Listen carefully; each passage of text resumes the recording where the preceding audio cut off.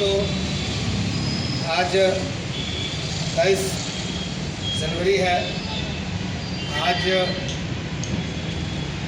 सुभाष चंद्र बोस जयंती के रूप में हम लोग मनाते हैं। देश की आज़ादी के आंदोलन में इनकी भूमिका थी। निश्चित तौर पर इन्होंने एक लंबी लकीर खींची है।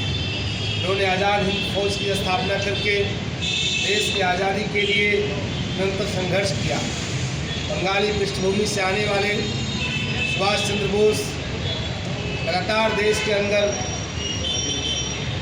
इस देश को आज़ाद कराने के लिए खासकर ब्रिटिश और अंग्रेजी साम्राज्यवाद के खिलाफ लंबी लड़ाई इन्होंने लड़ा।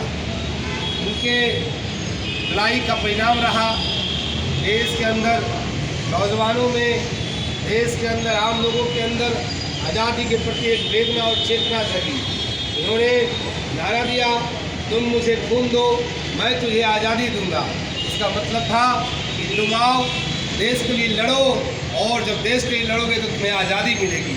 इसलिए इनके इस संघर्ष को, इनके इस जज्बे को हमेशा हिंदुस्तान, इंडिया याद रखेगा।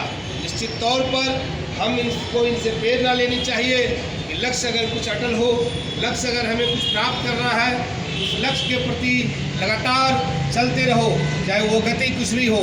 इनके लगातार जब दमन बढ़ा इनके ऊपर, कई दिनों तक, कई सालों तक इनको घर के अंदर नज़रबंद रखा गया, लेकिन इसके बावजूद भी पुलिस को चकमा देकर देश की आज़ादी के लड़ाई के लिए बर्मा से लेकर जो है वो जर्मनी तक मदद मांगने चले गए। इसलिए इनका योगदान देश के लिए बहुत अहम है।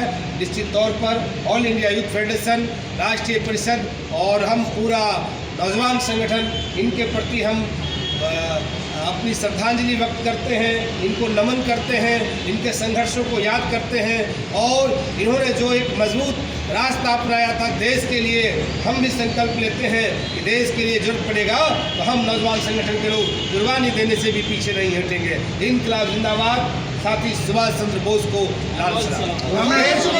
कौन करेगा? हम करेगा, हम करेगा। देश की रक्षा कौन करेगा? हम करेगा।